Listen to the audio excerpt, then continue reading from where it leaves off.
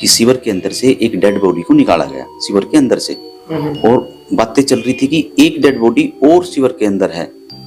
उस दृश्य को देखकर मेरी अंतरात्मा का रोंग रोंग खड़ा हो गया और मेरी आंखों में पानी आ गया। मैंने देखा कि ये जो समस्याएं हैं गरीब बस्तियों की, कि हमारे घरों में सीवर बैक मारता है, पूरे शहर की जो व्यवस्था है, चाहे वो बरसाती पानी की है, सीवर की है, वो बहुत ज्यादा गंभीर समस्या है। समस्याओं के बीच में रहता हूँ, मेरे घर का सीवर भी बैक मारता है, मेरे घर के अंदर भी ये समस्याएं जो एक आम जन की है, उन समस्याओं से मैं जूझ रहा हूँ। क्या करते हैं कि चुनाव के समय में बड़े बड़े वादे करते हैं, झूठे प्रलोभन देते हैं, और उन प्रलोभनों में एक गरीब आम मजदूर आदमी को फंसाकर इनके वोटों को लेकर चले जाते हैं। समाधान तभी हो पाएगा जब उसको ठीक करने की पावर, उनको ठीक करने की पावर एक आम आदमी के हाथ में होगी। दोस्तों, हिसार में है निगम चुनाव अपने आखिरी चरण में पहुंच चुका है, और आप जिस तरीके से अलग अलग पार्टियों के या निर्दलीय प्रत्याशियों को देखोगे तो एक नया उसमें हम देखने को मिल रहा है कि सभी ने अपने बैनर पे बाबा साहब भीमराव अम्बेडकर का फोटो लगाया हुआ है, कहीं गुरु रविदास का लगाया हुआ है, कहीं गुरु कबीर दास का लगाया हुआ है। लेकिन वैचारिक तौर पे उनको कितने वो अम्बेडकरवादी हैं, कितने रविदास गुरु को मानते हैं, ऐसा हमें देखने को नहीं मिल रहा। लेकिन हमारे सामने एक प्रत्याशी है सुरेंद्र भोरिया जी, जो शिक्षाविद हैं, इसके साथ में बिजनेस करते हैं, अपना बिजनेस करते हैं और पांव पे अपने समाज को खड़ा करना चाहते हैं, और दिमाग से, दिल से, विचार से अम्बेडकरवादी है। वो भी इस मैदान में है, जिसको बहुजन समाज पार्टी ने भी समर्थन दिया हुआ है। क्यों समर्थन दिया है, क्या उनकी विचारधारा है, क्या इस मेयर में उनके मुद्दे हैं, इन सब मुद्दों पे बात करने के लिए आज हमारे साथ वो है। नमस्कार सर। नमस्कार जी।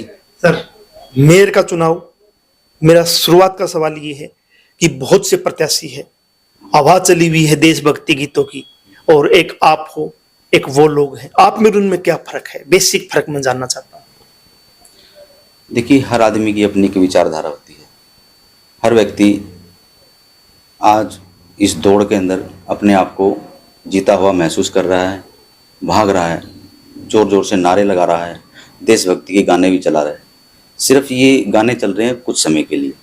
अब उन लोगों की अगर हम बात करें, उनकी मंशा की बात करें, और जो लोग जिस पार्टी से अभी चुनावी मैदान के अंदर है, उन पार्टियों की अगर हम बात करें तो पहले भी उन्हीं के द्वारा चुने हुए, उनके बीजेपी के भी, कांग्रेस के भी लोग हमारे शहर के मेयर रह चुके हैं, हमारे शहर की सरकार उनके पास रह चुकी है।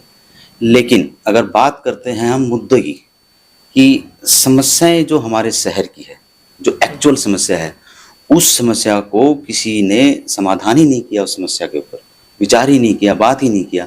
ये लोग क्या करते हैं कि चुनाव के समय में बड़े बड़े वादे करते हैं, झूठे प्रलोभन देते हैं, और उन प्रलोभनों में एक गरीब आम मजदूर आदमी को फंसाकर इनके वोटों को लेकर चले जाते हैं। फिर ये लोग इनका शोषण करते हैं। बहुत तरह का शोषण इनका किया जाता है, इनका राजनीतिक शोषण, इनका आर्थिक शोषण, इनका काम का शोषण, बहुत शोषण इन लोगों के द्वारा किया जा रहा है। लेकिन एक आम आदमी इनके षड्यंत्र को समझ नहीं पाता। हमारे देश के, हमारे शहर की बहुत सारी ऐसी समस्याएं हैं जिनको ये आदमी खत्म ही नहीं करना चाहते। जैसे हम अगर किसी भी सेक्टर की हम बात करें, या किसी भी ऐसी कॉलोनीज की जहाँ ये बड़े लोग रहते हैं, इनके घर, इनके एरिया में कोई भी सीवर बैक नहीं मारता। मैं उसी पे आना चाहता हूँ सर। सीवर बैक मैं वहीं आना चाहता हूँ कि चुनाव चल रहा है, एक तरफ चुनाव से पहले भी या अब भी शहर के अंदर जाएंगे तो चौक के ऊपर ना मॉडल लगे हुए, कहीं राम मंदिर का, कहीं लाल किले का, कहीं दूसरा मॉडल लगा हुआ है, तिरंगा लाइटें लगी हुई है, फुहारे चल रहे हैं, तो दूर से देखने में लगेगा कि हिसार विकसित हो रहा। लेकिन कॉलोनियों में जब जाते हैं तो वहां आवारा पशुओं की समस्या है, सीवर बैक मार रहे हैं। तो आप कैसे देखते हैं उन सब मुद्दों को? आप अपने चुनावी मैनिफेस्टो में आप कैसे देखते हो? मैं आपको आपके चैनल के माध्यम से आम जन को ये एक मैसेज देना चाह रहा हूँ, ये बताना चाह रहा हूँ कि ये जो समस्याएं हैं गरीब बस्तियों की, कि हमारे घरों में सीवर बैक मारता है। हम सीवर का काम क्या होता है भाई, हमारे शरीर की गंदगी, हमारे घर की गंदगी को सीवर के माध्यम से बाहर पास आउट करके और उसको उस रास्ते से शहर से बाहर निकालना। लेकिन यहाँ हो क्या रहा है कि सीवर के अंदर पूरे एरिया की गंदगी इकट्ठी होती है, और वो इकट्ठी होके उन्हीं घरों में बैक मारती, बैक आ जाती है। ये बहुत बुरी हालत है, हमारे हर एक मोहल्ले की ये हालत है। इसके साथ साथ अगर हम बरसाती पानी की बात करें हमारा मीलगेट एक ऐसा एरिया है, यहाँ जब बरसात आती है तो 4 से 5 फुट पानी रोड के ऊपर आ जाता है। इसको बाहर निकालने के लिए कोई भी टेक्नोलॉजी का, ये समस्या मीलगेट की नहीं है, 12 क्वार्टर का भी यही हाल है। आप वहाँ पैदल नहीं चल सकते, पैदल नहीं निकल सकते, गाड़ी का निकलना तो बहुत मुश्किल है। यही इससे भी गंभीर हालत मेरे आज़ाद नगर की है। आज़ाद नगर में मैंने पिछले 2 साल में कंटिन्यू वहाँ रहा हूँ। आज़ाद नगर का तो उससे भी बुरा हाल है। और ऐसे ही ऋषि नगर का हाल है। कहने की बात यह है कि पूरे शहर की जो व्यवस्था है, चाहे वो बरसाती पानी की है, सीवर की है, वो बहुत ज़्यादा गंभीर समस्या है। उस समस्या का आज तक, चाहे वो कांग्रेस पार्टी से मेयर बना हो, चाहे बीजेपी पार्टी से मेयर बना हो, तो वो उस मुद्दे के ऊपर विचार ही नहीं करते, ना उसका कोई समाधान कर पाते हैं, ना किया है। और इसके साथ साथ जब सप्लाई के पानी की हम बात करते हैं, तो सप्लाई के पानी के अंदर बहुत बार हमें देखने को ये मिलता है कि सीवर का पानी मिक्स होकर घरों में जाता है, जिसकी वजह से बहुत सारी बीमारियां फैलती है, बहुत सारी समस्याएं, पीने के पानी के अंदर गंदगी मिल जाती है। इन समस्याओं का कभी किसी ने कोई समाधान ही नहीं किया है। अब मैं इन समस्याओं के बीच में रहता हूँ, मेरे घर का सीवर भी बैक मारता है, मेरे घर के अंदर भी ये समस्याएं जो एक आम जन की है, उन समस्याओं से मैं जूझ रहा हूँ। इन समस्याओं का समाधान तभी हो पाएगा जब उनको ठीक करने की पावर एक आम आदमी के हाथ में होगी। इसलिए मैं आपके चैनल के माध्यम से ये विनती करता हूं कि ये ही वो समय है जब आप उन लोगों को अपने वोट की ताकत के साथ जवाब दे सकते हो और एक अपने ही समस्याओं से, आपकी जैसी समस्याओं से घिरे हुए एक व्यक्ति को उस कुर्सी के ऊपर बिठाओ, ताकि वो आपकी शहर की समस्याओं को, आपकी घर की समस्याओं को जो समझता हो, वही आपकी समस्या का समाधान कर सकता है। सुरेंद्र सर, एक काल्पनिक आवरण पैदा किया जा रहा कि ट्रिपल इंजन की सरकार बनाओ। ट्रिपल इंजन की सरकार जबकि पीछे भी थी, केंद्र में, राज्य में, और यहाँ पे मेयर बीजेपी का ही था, लेकिन फिर भी लोग धक्के खा रहे थे प्रॉपर्टी आईडी को लेके, प्रॉपर्टी टैक्स को लेके जो गड़बड़ेशन हुई, या दूसरी समस्याएं जो आप गिना रही, इन मुद्दों को लेके। अभी चुनाव के टाइम 15 दिन में ऐसा क्या माहौल बनता है कि गरीब लोग जो रोजाना जो तंग होते हैं, वो इनके उसमें फंस जाते हैं? अब बात कहें कि पीछे सेंटर की हम बात करें तो भी बीजेपी पार्टी थी, भारतीय जनता पार्टी, स्टेट में भी हमारे भारतीय जनता पार्टी, और भारतीय जनता पार्टी का ही हमारे शहर में मेयर था। सरकार लोकल हिसार की अगर हम बात करें तो इनकी सरकार थी। इन लोगों ने सिवाय लाइटें लगाने के लिए, चौक के ऊपर चमक लगाने के अलावा कोई काम नहीं किया। शहर के अंदर जितनी भी समस्याएं, जैसे कि पशु घूम रहे हैं, वो आज भी ऐसे ही घूम रहे हैं, जो कि 10 साल 20 साल से जैसे घूम रहे हैं। कह रहे कि हमने मुक्त कर दिया, हमारा पशु मुक्त कर नहीं है जी। ये कुछ जगह पे जाके झाड़ू उठा के फोटो खींच लेते हैं, कुछ जगह पे जाके जहाँ गायें खड़ी होती है उनको पहले भगा देते हैं, फिर फोटो खींच लेते हैं। ये ना फोटो खींच के वायरल कर रहे हैं और उसके अलावा और काम नहीं कर रहे। एक्चुअल में ये समस्या, आप गलियों में मेरे साथ चलिए कि 100 गायें, 200 गायें ऐसे ही घूम रही हैं बेचारी, उनके खाने का, चारा का कोई व्यवस्था नहीं है। मैं आपके चैनल के माध्यम से ये कहना चाहूँगा कि अगर मेरे को मौका मिलता है, गाय हमारी माता है, माँ की इज्जत कैसे होती है, माँ क्या होती है, माँ एक बेटे के लिए क्या होती है, आपका बेटा दिखाएगा कि मैं अपनी माँ गऊ माता के लिए क्या करूँगा। मैं अपने दिल से ये बात कह रहा हूँ, इन लोगों ने नहीं किया। ये गाय को राजनीति करके उनका शोषण कर रहे हैं बेचारी का ना। मैं आपको वो सारी चीजें अपने शहर के अंदर हर एक व्यक्ति के लिए अच्छी सुविधा मैं करके दिखाऊंगा। मेरा एक सवाल है कि सफाई कर्मचारी जो है यहाँ बड़ी तादाद में है हिसार के अंदर, और जब वो सीवर के अंदर घुसाए जाते हैं, जबकि कानूनी बैन है, मशीनें आ चुकी है, लेकिन वो सीवर में घुसाए जाते हैं, सीवर में उनकी मौत हो जाती है। लेकिन मैंने कभी नहीं देखा पिछले 5-10 सालों में कि किसी पार्षद ने या किसी मेयर ने उनको इंसाफ मिले उसके लिए संघर्ष किया हो, या उनको सीवर में नहीं घुसाया जाए। आपसे उम्मीद की जा सकती है कि आप हाशिए पे खड़े आखिरी उस मजदूर के लिए जो सफाई का काम करता है, जो सीवर में घुसाया जाता है, उसके लिए आप आवाज बनोगे? आपके चैनल के माध्यम से मैं सभी को, मेरे शहरवासियों को ये बताना चाहता हूँ कि मैं एक गरीब मजदूर का बेटा हूँ। मैं भी मजदूरी करता हूँ। मजदूरी करके मेरे माँ बाप ने मेरे को पढ़ाया लिखाया और यहाँ तक पहुँचाया। मैंने कभी भी गरीब मजदूर के बेटा होते हुए पढ़ाई की है, एजुकेशन ठीक है, लेकिन मैं कभी भी सरकारी नौकरी के पीछे नहीं भागा। मैं अपने आप को कामयाब करने के लिए लगा। मैं जब भी, जैसे कि आपने बताया कि सीवर की जो समस्याएं जो होती है, ये जो सफाई करने के लिए जो बंदे शिविर के अंदर जाते हैं। एक दिन क्या हुआ कि मैं अपने घर से और बाजार में जा रहा था, लाहौरिया चौक के ऊपर कुछ भीड़ मैंने देखी। उस भीड़ को देख के मैं रुका, मैंने देखा यार इतनी ज़्यादा भीड़ क्यों है। तो मैं क्या देखता हूँ वहाँ जाके कि शिविर के अंदर से एक डेड बॉडी को निकाला गया, शिविर के अंदर से, और बातें चल रही थी कि एक डेड बॉडी और शिविर के अंदर है। उस दृश्य को देखकर मेरी अंतरात्मा का रोंग रोंग खड़ा हो गया और मेरी आंखों में पानी आ गया।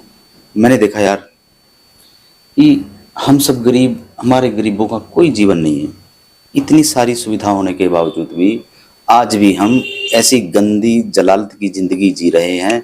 तभी मैंने मन बनाया था कि अब की बार मैं इस लड़ाई को लड़ने के लिए खुद मैदान में उतरूंगा और किसी भी गरीब भाई को, सफाई कर्मचारी को शिविर में नहीं घुसने दूंगा। इतनी टेक्नोलॉजी हमारे देश के अंदर है, वो लोग इस टेक्नोलॉजी के नाम पे फंडिंग खा लेते हैं, लेकिन सही मायने में उसका प्रयोग नहीं करते। एक गरीब मजदूर को शिविर में घुसने के लिए मजबूर किया जा रहा है। हमारे देश में बहुत सारी सुविधा, किसी को अंदर जाने की जरूरत नहीं है।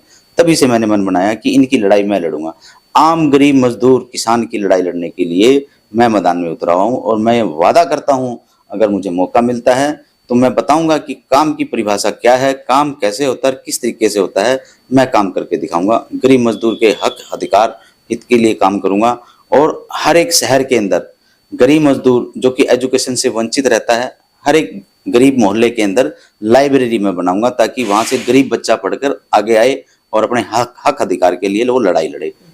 ये सर मेरा आखिरी सवाल है कि बहुजन समाज पार्टी जो पीड़ितों की पार्टी है, दबे कुचले उन लोगों की एक आवाज है जो कहीं ना कहीं हर जगह पे वो दिखती है हमें उनके मुद्दों को लेके। और आपके ऑफिस में देख रहा हूँ बाबा साहब का फोटो है, साहिब काशीराम का है, और इधर सर छोटू राम का है, इधर भी महानुभाव जो है ज्योतिबा फुले का फोटो है। सुभाष चंद्र बोस। ये कोई चुनाव में लगाए? मैं जानना चाहता हूँ कि चुनाव में लगाए हैं या शुरू दिन से लगाए? क्योंकि मैं बात शुरुआत यहाँ से की थी कि अभी बैनर पे आप देखोगे 15 दिन के लिए 15 दिन के लिए सभी पार्टियों के बैनर पे बाबा साहब आ गए हैं, ठीक है जी, ज्योतिबा फुले आ गए हैं, गुरु रविदास आ गए हैं 15 दिन के लिए। तो आपने ये 15 दिन के लगाए या डेकोरेशन तो अच्छी आपकी लग रही? आप देखिए, भारत रत्न बाबा साहब डॉक्टर भीमराव अंबेडकर, साहब कांसीराम, दीन बंधु सर छोटू राम, शहीद उधम सिंह, ज्योतिबा फुले जी, सुभाष चंद्र बोस, नेताजी सुभाष चंद्र बोस जी, शहीद चंद्रशेखर आजाद और भगत सिंह, मैं इनको नमन करता हूँ। मैंने ये क्यों लगाए? ये मैंने इलेक्शन के लिए नहीं लगाए हैं।